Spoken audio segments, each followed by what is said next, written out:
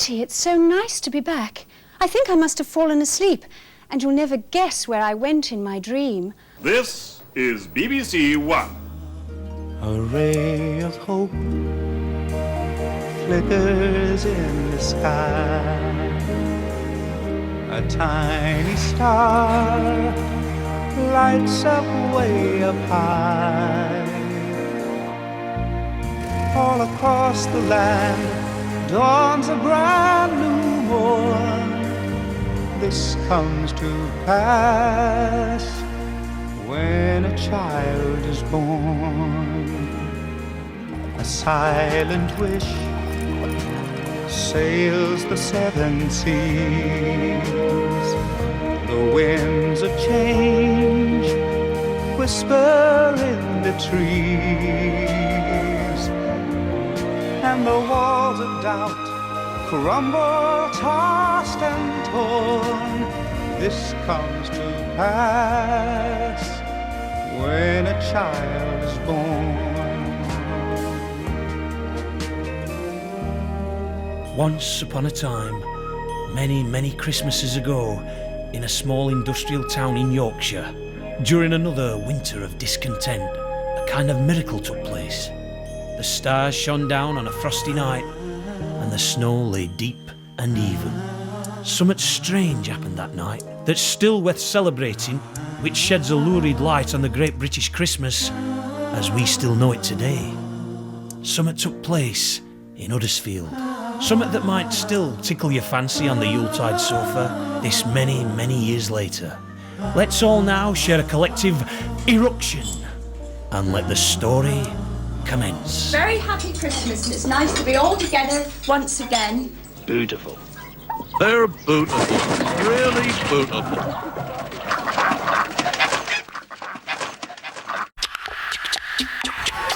Welcome to Christmas Day festivities at Ironhurst in West Yorkshire. So it's going to be a goodie today. My word, oh yeah, it is going to be a goodie. Sex Pistols is the name of the game. They're the guys who are putting on this free party for you today. We've got some terrific prizes for you. We've got some albums, singles, skateboards to give away. Fantastico. She's crazy like a fool. What about Daddy Cool? I'm crazy like a fool. What about Daddy Cool? Daddy Cool. Daddy Cool. Daddy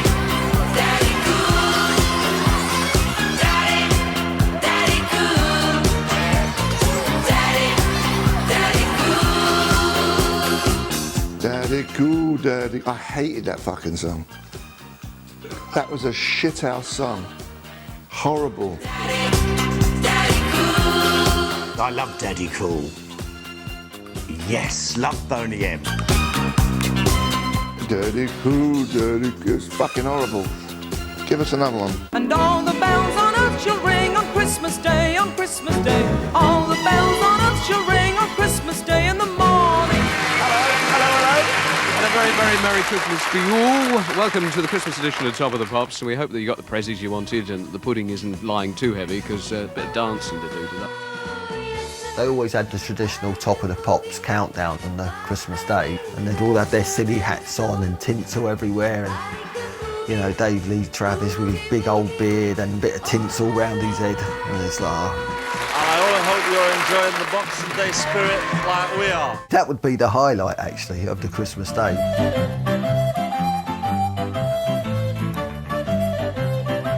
Hello, and welcome to my little series on Christmas know-how.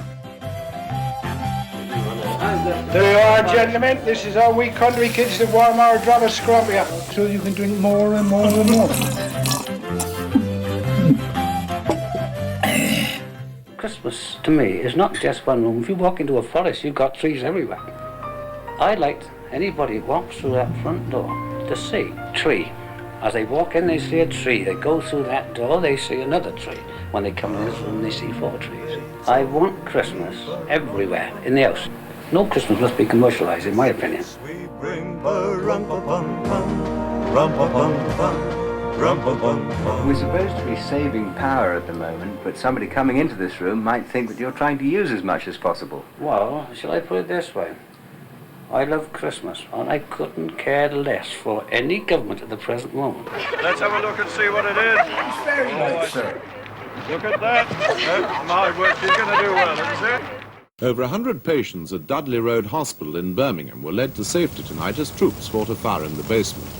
It took them just over an hour to put out the blaze. 4 hours general training and 20-year-old equipment isn't much use in tackling a fire where there's dense chemical smoke. 2 soldiers were overcome.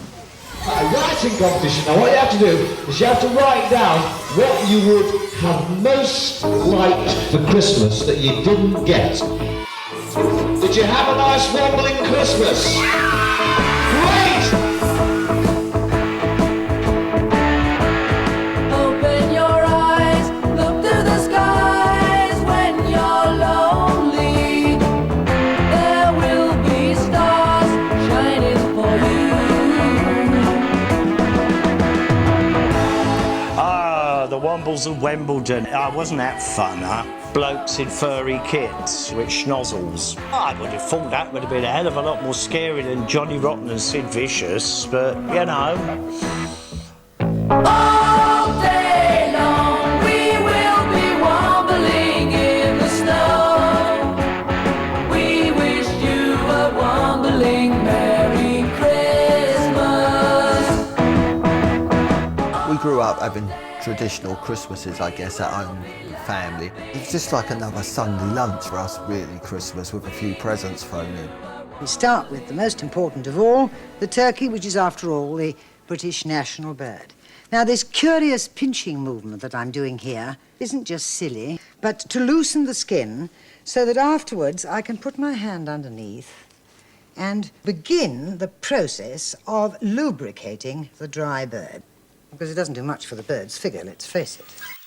Nothing massive like they are now. Everyone goes way over the top, you know, ridiculous. Starts in early November and it just goes on and on and on with all the songs, the adverts, the gifts, and it's awful. It's so over-commercialised and people just spend so much money and just seem to get themselves in debt.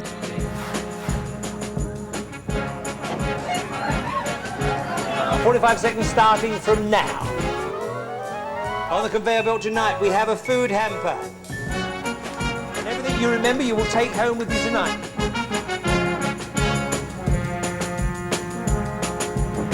Oxford Street is a thoroughfare of opportunity for the dedicated shoplifter, mingling with the crowds of Christmas shoppers. Most stores have had to take on extra security men to counter the shoplifting gangs. By and large, toys are far too expensive, and with today's salary standstill, one has to make do. And in fact, we make a good deal of the toys for the children. I'm making him a fort at the moment. My wife is making him a clown's outfit. We were very poor. Nothing in our house was traditional in that way. Don't hold back on the beans, no!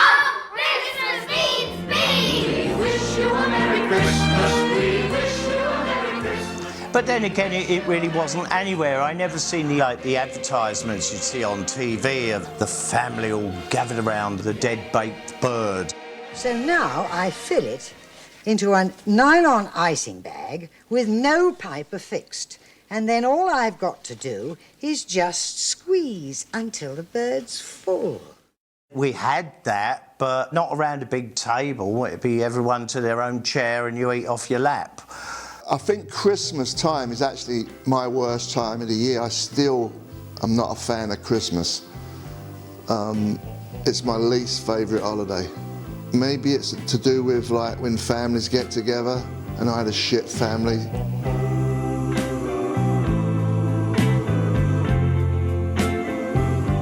I got some shit toy. My mum and dad went down the pub and left me by myself from a young age till I left home, basically, so not good. Steve used to come round to us for Christmas, so it was a bit tricky for him. Well, it's always that image of the grass is greener somewhere else. But I think a lot of people, if they're honest with themselves, are not fans of Christmas. I love the packaging of the toys more than the toys themselves. I can play with a cardboard box even to this day, and I love that. I love the unwrapping of the gift more than the gift itself. I can remember a train set. Oh, I loved it, Hornsby train set. I had one from before, you know, an old steam engine, but I knew those were old-fashioned. I wanted a modern British rail kit, and I got it. Of the train. And it was fantastic, and just watching that thing turn round and round and round, and then after, say, 2 hours, you're back to playing with the box. Because you could build things out of the box. You could build little houses and make little pretend stations for the train to stop at. Much more fun. I'm dreaming of a white Christmas, just like the ones I used to know. Oh, I'm dreaming of a white Christmas. Well, the snow was always a problem because in the very early years we used to live in a place called Benwell Mansions. There was 2 rooms with an outside toilet. When the snows were heavy, it meant you couldn't go and use the loo. And if you did, you know, certain parts of you could freeze up quite seriously. Tanks were set up in the street, but even they froze up and you needed hot water to thaw out the tap before you could get cold water to make hot water with.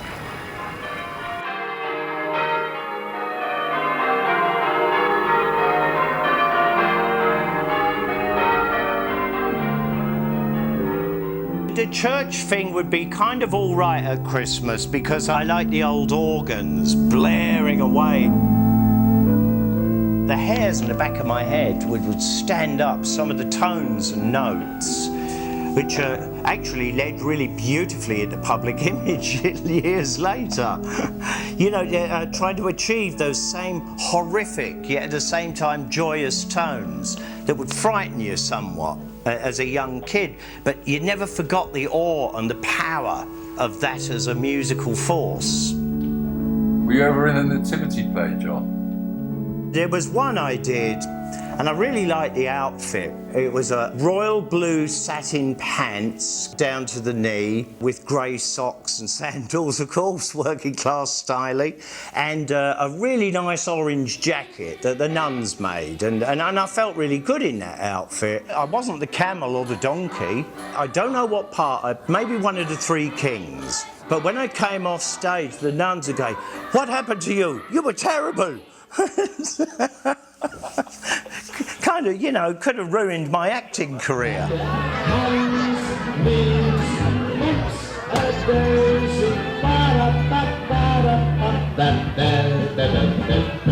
Stephen, how old are you? 8. 8. Are you married? No. Have you got a girlfriend? No. Do you think girls are soppy? Yeah. They are, aren't they, really? And how old are you, Sally? 13. Have you got a boyfriend? No, right. I've got one lady who wants Dad back at work, which I think is a very good idea indeed. Don't we all, Ducky? Lucky is life. I want my baby back. It's great, it's great. Since you went away, what can I do? 'Cause I'm feeling blue.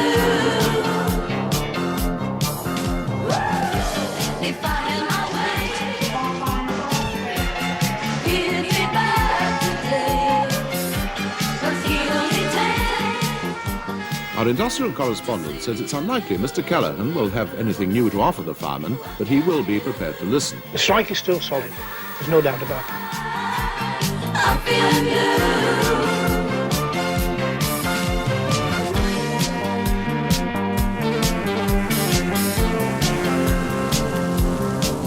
The strike had been going on for 9 long weeks, and many firemen had relied on handouts to get them through Christmas. Firemen's rates of pay are a long-standing grievance. £176 a month. What's that? Nothing. The firemen began their strike expecting a rapid erosion of public support as fires got out of hand. But the men on picket duty claim they've been inundated with street corner donations and gifts of food. This fish shop owner, for instance, is offering the firemen 4 free meals a day.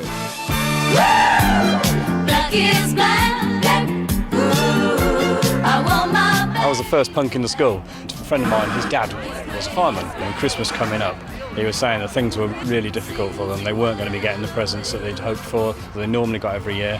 It was really awkward for him. He didn't like to talk about it too much.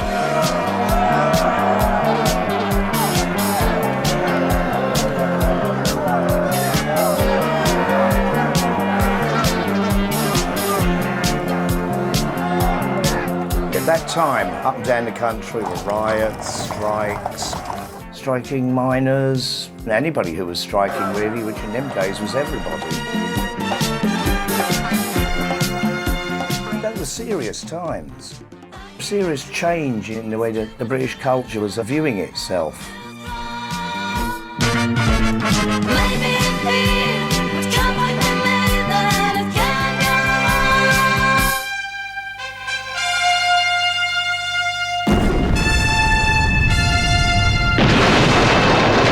Over the last 12 months, punk rock has become almost a battle cry in British society. For many people, it's a bigger threat to our way of life than Russian communism or hyperinflation. Before the Huddersfield show, we were still banned in many places around the UK. We'd come off the back of the Spots tour. Sex Pistols on tour, secretly. But I thought it was dreadful that we had to not be ourselves and go under secret monikers. Places like Cromer and little towns along the way, and Newport, I think. So we was working our way up. I was born under a wandering star. There was an alleged tour that was going to happen, and I think all 27 gigs got cancelled. Every town we'd roll into, up would be the local MP or whatever. Imagine that now, where anyone would listen to a local MP. So there's improvement on the domestic front. Can you get me a rope? Get me a rope, okay? The bannings and the local council wars against us was pretty damn outrageous, really, and stupid. We have had punk rock in Birmingham, unfortunately, and now they're bringing out these freak punk rock groups. I know what I'm talking about. They do so much damage. The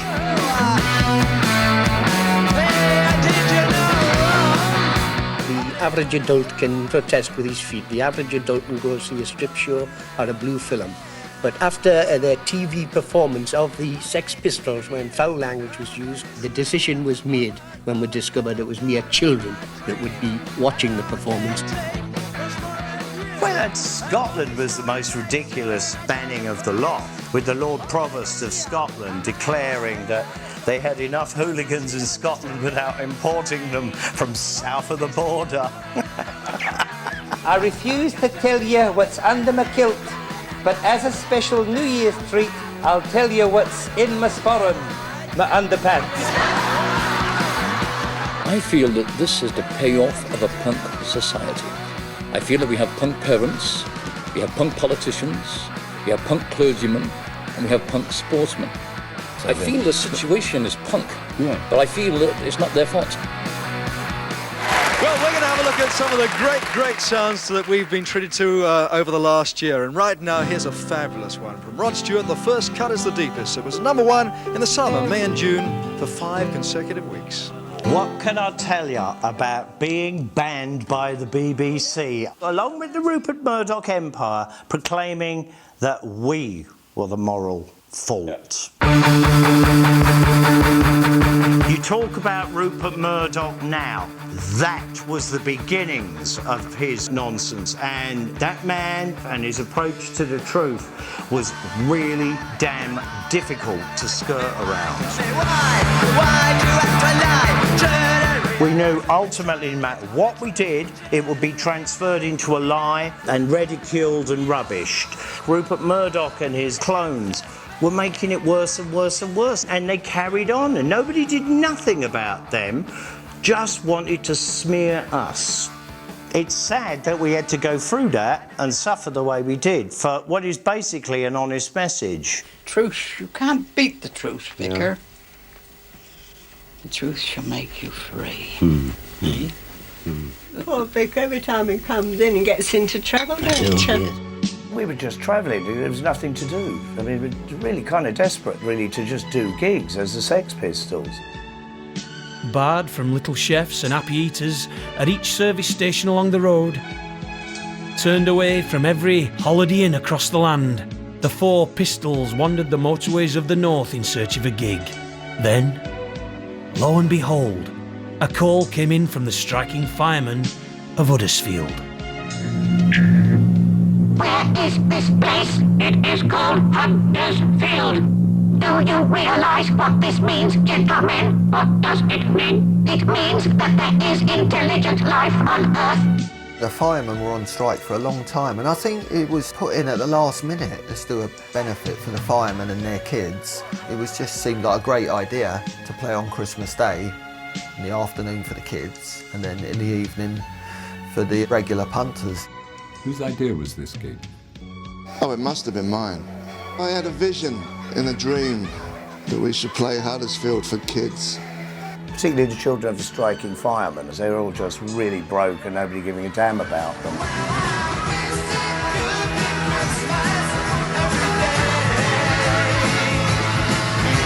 So my friend Dean, so with his dad being out, he rang me up and told me he was going to it, and I was absolutely out beside myself with jealousy.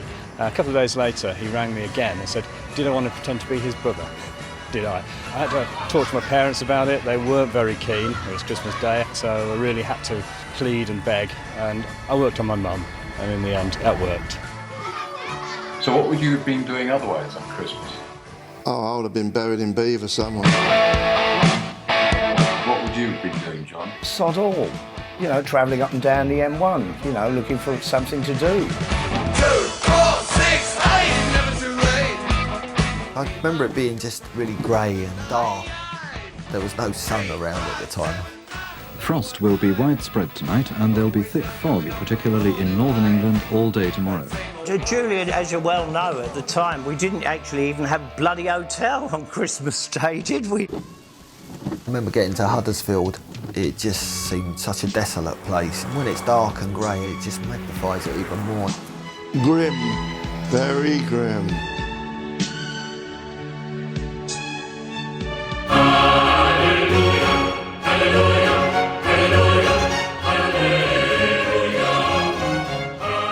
Cradle of the Industrial Revolution, birthplace of rugby league, and famous from the Cadbury smash ads of the time.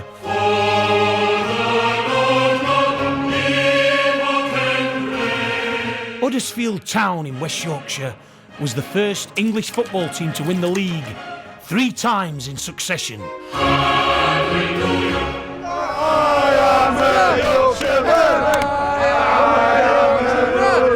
I know what I want, I know I get it. I want to destroy. That's when it goes on.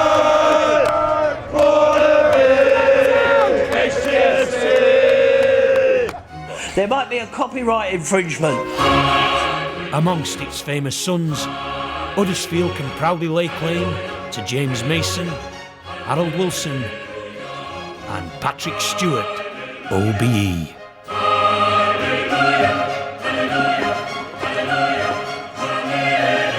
A place like Huddersfield was pure hell. If you're working class, you just felt doomed and trapped and disenfranchised. And those are all the emotions that were running through me and my own culture from London. Having to endure an absolutely arsehole government in an arsehole country, in an arsehole situation. It was grim down south, let alone grim up north. Just thought, oh God, you know. But there was a lot of warmth there when we got there from everyone. The firemen were there waiting for us. Everyone was really pleased to see us, which made a change. It was like, oh, thank God, you know, someone wants us to play at last. spent a lot of time in the club in the daytime. Everyone was in such a great mood. Sid was there with Nancy, so he was happy. John was great around the kids, as he always is.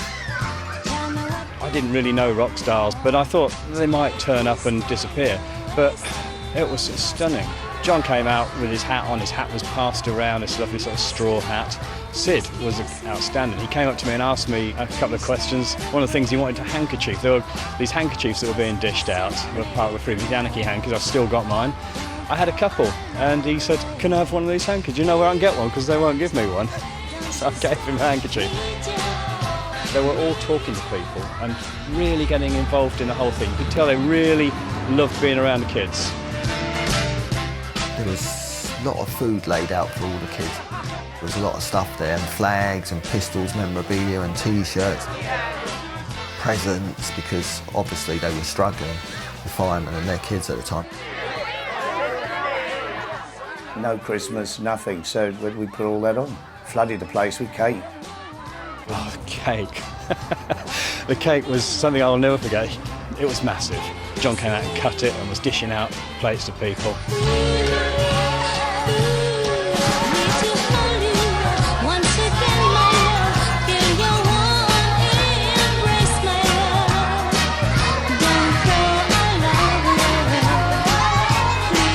After he'd sort of dished out and the kids were wandering around, I was standing there with a fork, just eating bits off the side of the cake. And I turned around and there was a chap with a camera filming straight at me. It was you. Who was it who wanted a skateboard for Christmas? Hang on, did anyone get a skateboard this Christmas? We will give you an album as well to go with the skateboard, because it's all giveaway today. I was just buzzing. I had all this stuff, everything from badges to a skateboard. How I got a skateboard, the Sex Pistols gig, I will never know, but I came back with a skateboard.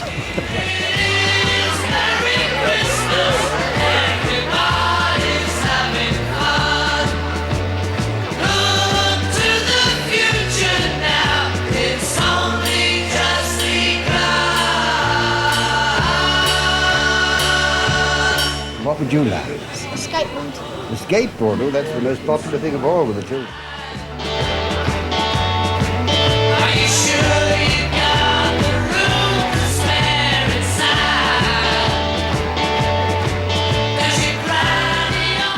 If you deny any child the right to believe in Santa Claus, then you're one nasty, evil, spiteful, twisted adult. I don't exist. Merry Christmas, everybody's having fun. Look to the future now, it's only just... The ultimate Christmas song is Slade. Every year it's the same old songs, and so you've got to listen to them all again every year, you know. I'm glad we didn't do one.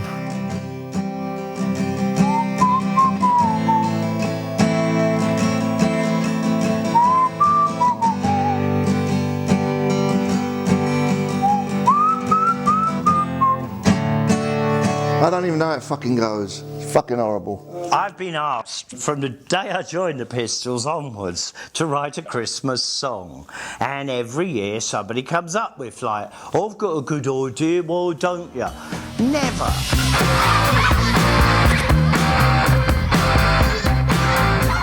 We started to get fired up and we were down the front dancing around. There was a big build-up. You could sense it was getting towards the time the band were going to play. Here we were, the alleged most toughest band in the world at that point, and we'd have to play to 7-year-olds.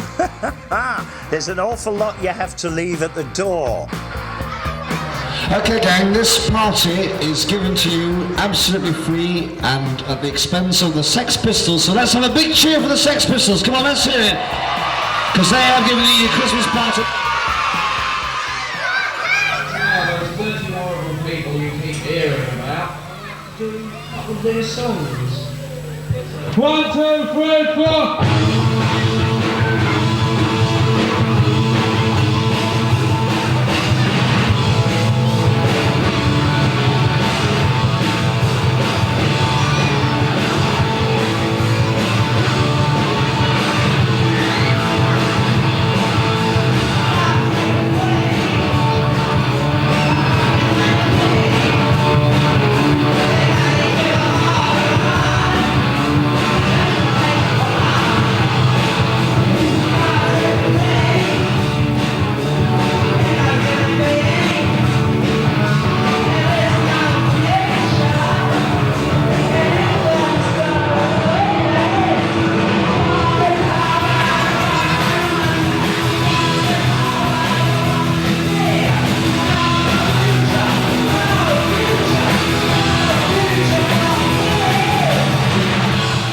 so weird playing to all these young kids with their scarves and flags waving about. It was such a great feeling.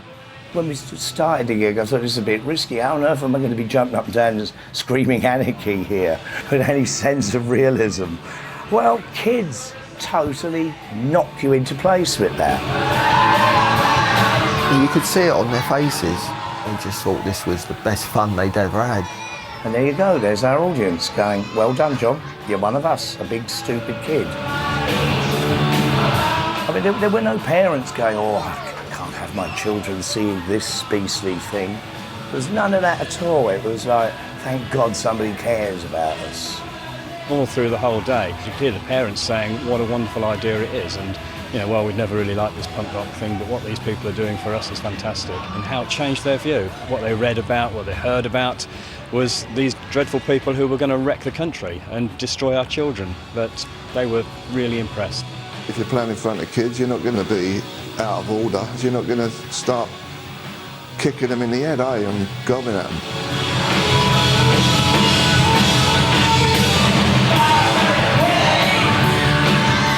There's some geezer on stage with a big green thing on his head. That's John. Oh.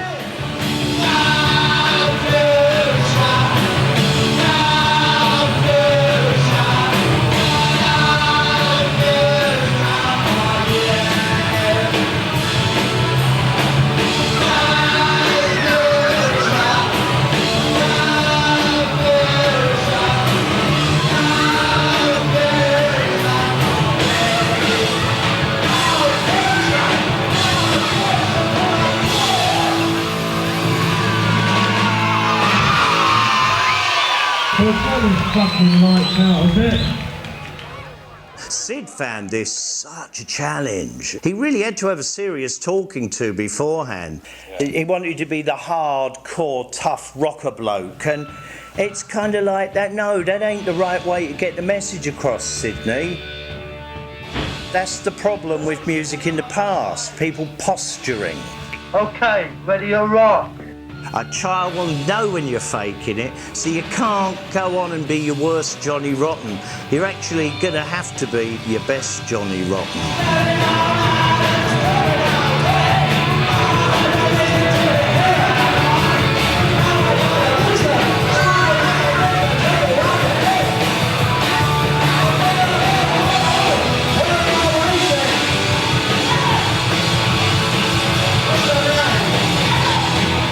John was passing the mic around to all the kids, and all the kids are shouting their names out, which was lovely.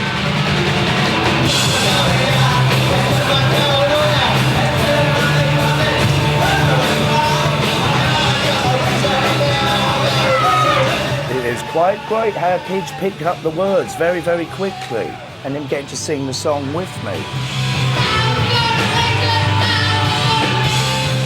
I think young kids got the Pistols more than the grown-ups, really. They saw a comedy aspect in it, or a vaudeville, a theatre show. It just looked like pantomime. It was Carry On Sex Pistols. Steve as Sid James. Oh, there you are. Who are you, John? I don't know. Something really awkward, right? Well, I thought you'd like to know. There's another strike on. Who is it this time? The eunuchs. Those films when I was very young, they were very important to me. They were hilarious, and everybody grew up with that sense of wit and humour. We had all bases covered as far as the pantomime thing was concerned. We had Sid the villain, John the Dickensian character out front, and Steve with the comedy, and me sitting at the back holding it all together, the straight man, if you like. And Malcolm was usually the Scrooge character in the pantomime, but even he changed for Christmas Day. For me, the Sex Pistols was absolutely about the humour.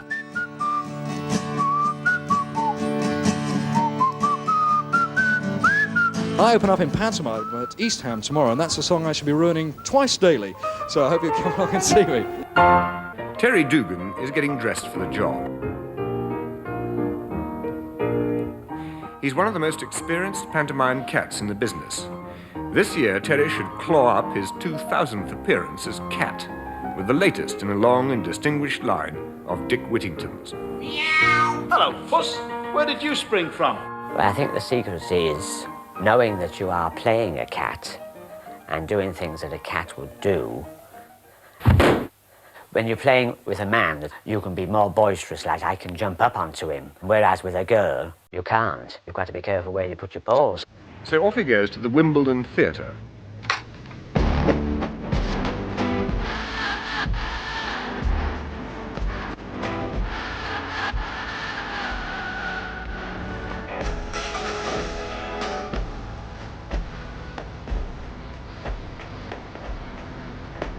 There was always pantomime on every Christmas, and all the shows on TV was all sort of pantomime based and comedy, Eric and Ernie and all that stuff, traditional British Christmas. Tradition, the pantomime tradition.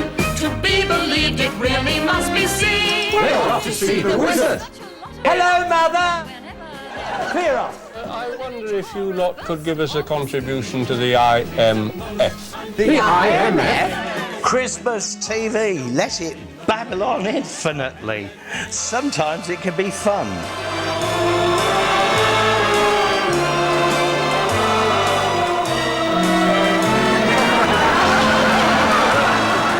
Listen, Christmas is fine. It's always been boring, you know that. If you rely on the TV for entertainment, you are a fool to yourself and everybody else.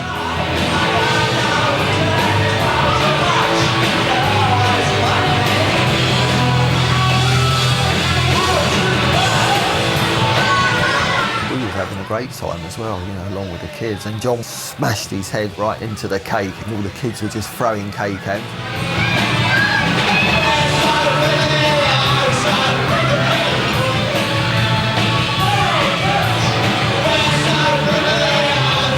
I know, the cake started flying, and then it just went insane, mental brilliance, absolute slapstick. Just added to the flavour of a pretty near terrifying Sex Pistols song. Showed the lighter side of it. John's got pie all over him. He's like happier than a pig in shit.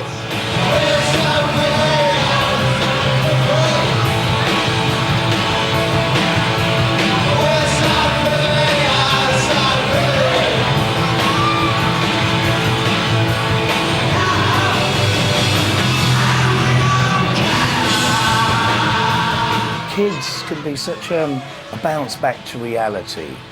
Don't forget the fun, because it all got a little bit too serious.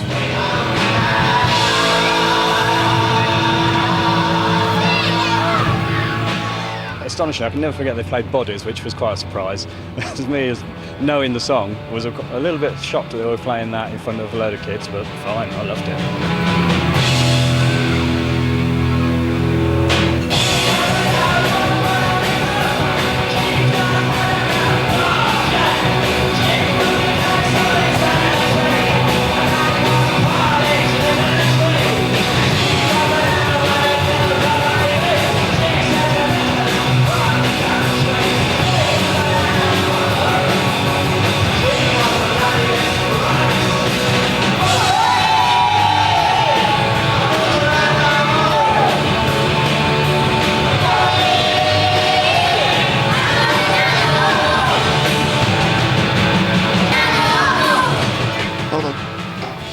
Shush, hold it. Hold it.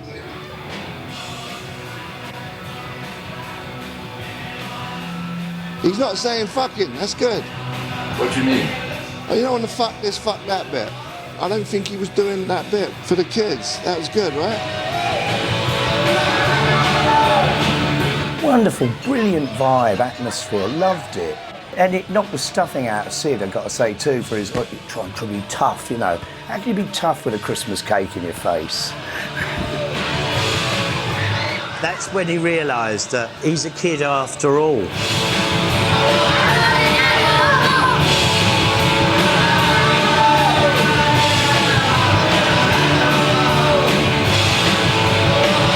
What better present? I wish I was a kid in the audience watching that.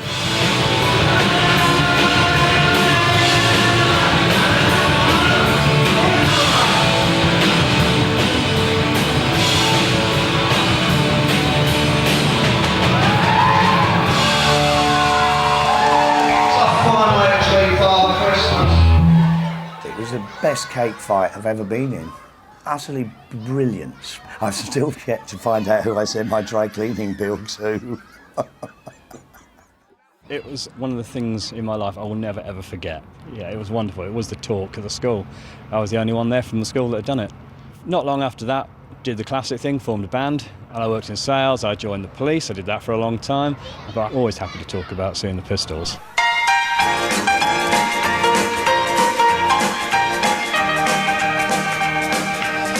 Bring out the bottle, bring on the cheer. Mr. Bartender, I'll have another beer. Tomorrow I'll be hurting when that awful pain begins. The wheels fell off the wagon and I'm getting wild again. I remember watching the adults get completely paralytic, which was fun for me because that meant I could put the records on the old dance set. No one else is capable of putting the records on, I'll take over. And I'm in my own universe, and I'm looking at the labels, and, oh, it's the Kinks, ha ha! You really got me. The concert tonight from the Kinks, ladies and gentlemen. And I've had such a love of music ever since. Christmas meant, yippee, they'd give us a baby sham and maybe a Warnings Advocaat mixed with lemonade called a snowball. Girly drinks, but when you're 5 years old, ooh, that knocks your socks, you know? And then later, when the party's over and you can creep back in and talk to your mum and dad when all their friends are left, you could have a little tipple of Guinness. Ah, that's Christmas. I wouldn't be drinking today if it wasn't for my parents. Kids need to be introduced slowly, subtly, but definitely into the adult world. Don't deny that these things go on, and don't say that's not for you, because when you do that to a young kid, that young kid is going to make damn well sure it's for him, her, or them.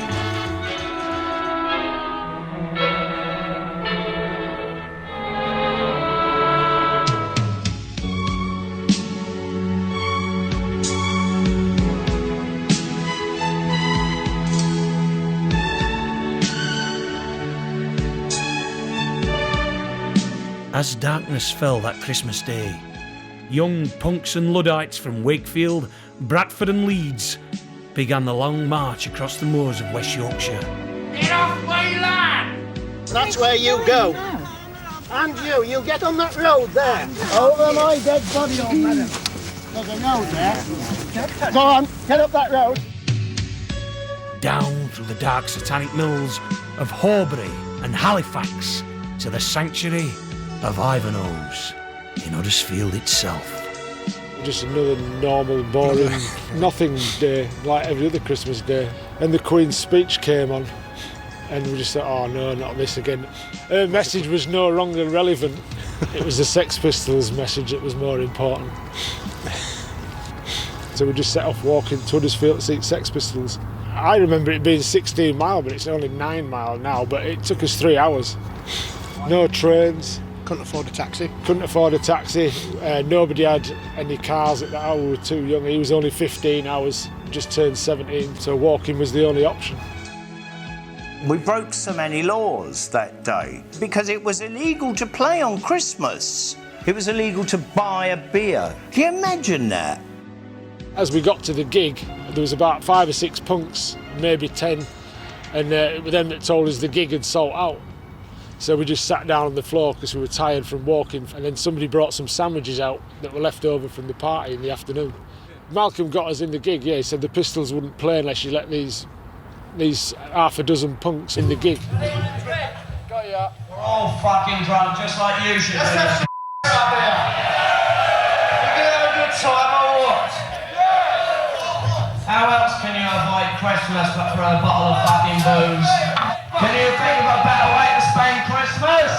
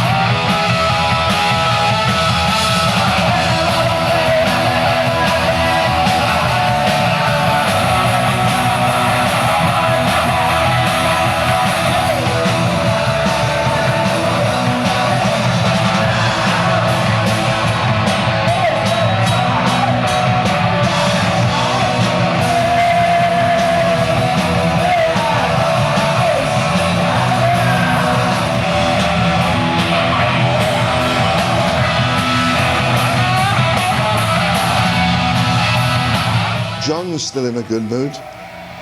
Sid's focused. I think I'm Johnny Thunders. It's good footage, this.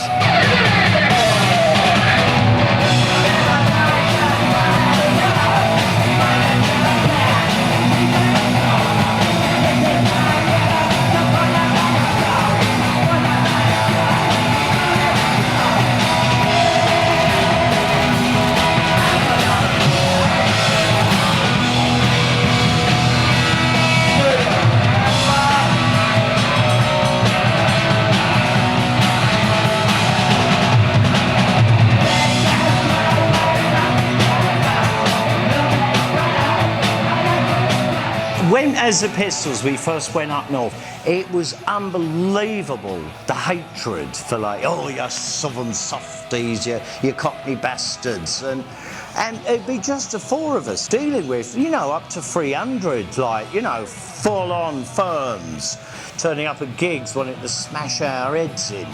But, you know, we powered through that.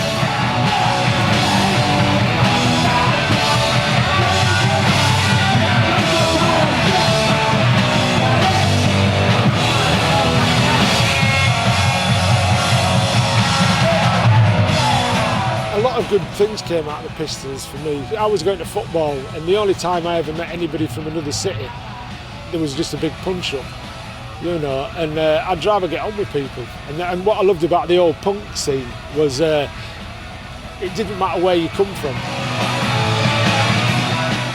Punks started to merge together from different parts of the country, and they became us, not us and them anymore, just us.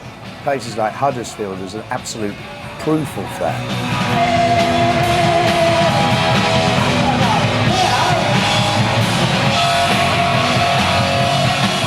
I hitchhiked all over the country watching loads of other bands, and whatever city I landed in, as soon as you met punks, they'd put you up for the weekend. It felt like there was something special. The people were coming together with some kind of union going on, things were changing.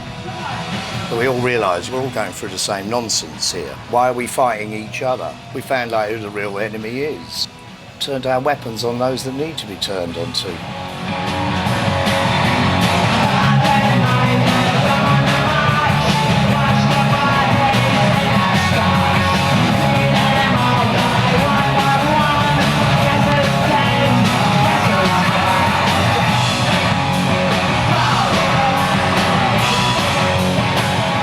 I think the Pistols broke a lot of taboos. Gender is another one that they burned down, and racial issues. It was about being inclusive, not exclusive. It didn't matter what your sexual orientation was, what nationality you are, where you lived or anything. You know, and they were the first band that made that happen. All we had in mind was to view each other as equals. Creativity and equalness for everyone and anything. Bring Babylon down. 1, 2, 3, 4!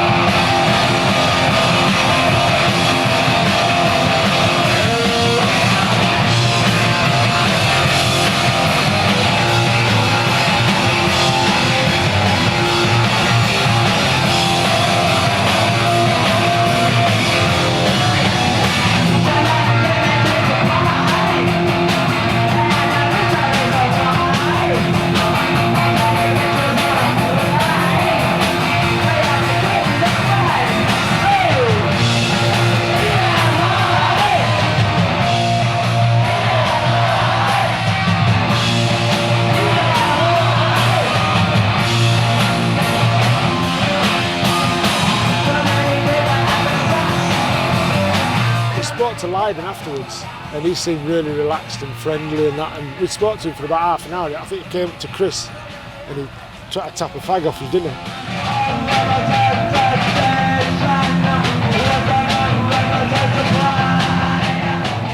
For him to just walk up and start talking to us and talking to you like he was just your best mate, there was no I'm in a band, you're little pleb who's come to see us. There was like a respect, a common bond type thing. He said to us, if we play any gigs in London, come along and we'll try and get you in and that.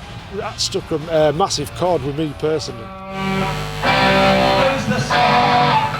Me or you?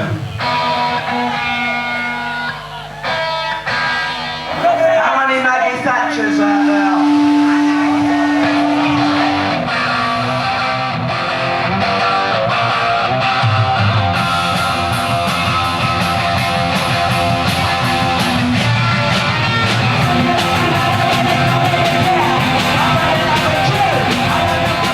know I don't remember a lot, but I was totally aware we were doing a show for firemen who'd been on strike and they were skint. And I was happy I was doing it. And it got me out of my own head for a few hours. Saying that, I was still miserable. To be honest with you, I was kind of depressed most of the time and just used to drown it with booze. I was just trying to escape. I don't know where I was trying to escape to, but I really didn't like being in my own skin.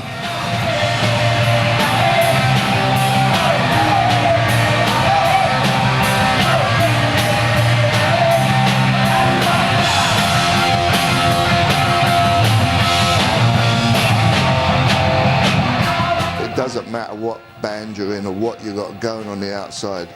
If you're a lonely soul inside and you try to cover it with booze and sex and drugs, that's not a solution.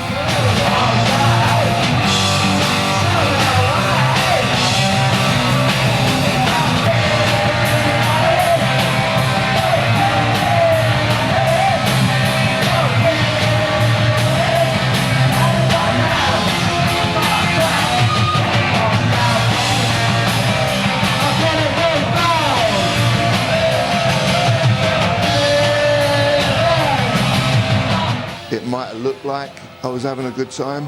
People think you're having the best time of your life. You're in a big band and it's all going on, but I'm sure when I used to watch Top of the Pops and watch Sweet performing a song, I bet one of them was miserable too. You're not like that now, though. No, I'm not. I'm happy as a clam right now. That's why I whistle so good.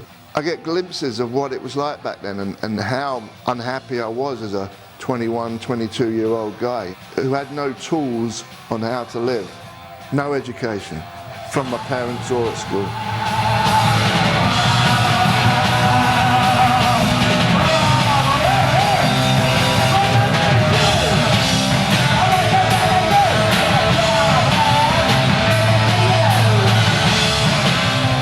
Huddersfield was the very last gig the Sex Pistols played in England.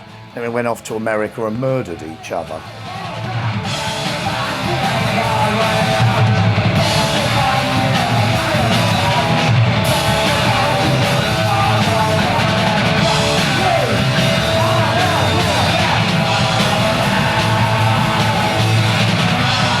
As a band, that's the closest we've probably ever been.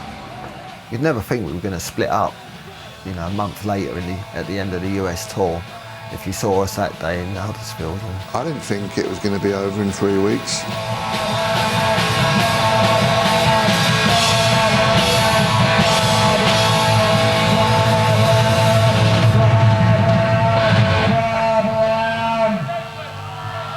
The tensions was there in us, because, I mean, we couldn't get the gigs, and then Malcolm was a false prophet. It was all mouth and no trousers.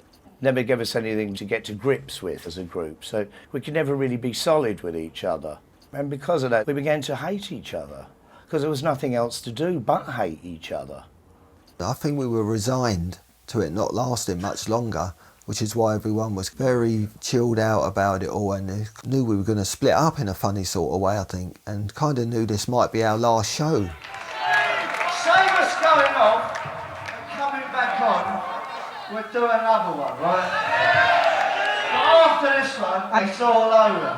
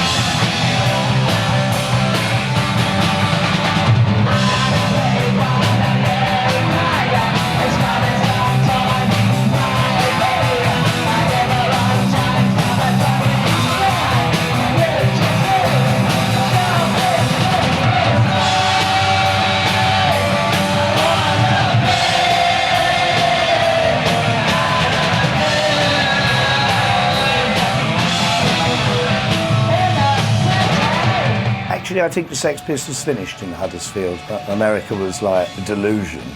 Lost the vibe, couldn't get that vibe back. It's kind of like we've had enough of this and it's all over, and then what a great way to go out, you know.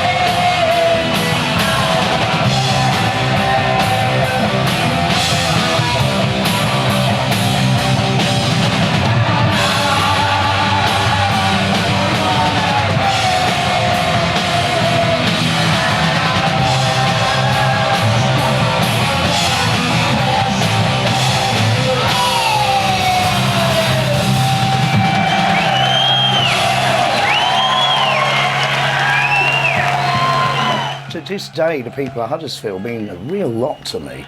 In a quiet moment when it had all ended late, a little tear in my eye. In all of the Sex Pistols, I've got to say, that gig left me feeling like I'd actually achieved something. I don't think there'd be a Christmas as good as that one, unless the Sex Pistols are going to play this Christmas. It's actually probably the best Christmas I had, because I was actually doing something. For me, I'm glad that this is now being shown. It's been an awful long time. It's been buried, in sealed vaults. But it's kind of appropriate now. You gather what it really was we were truly about way back then. It was always from the heart. And Huddersfield shows that, I think, really well. Happy Christmas, everyone. So I just got to say yo ho ho, everyone, and have a great time. Oh, just think of Huddersfield. That's Christmas enough.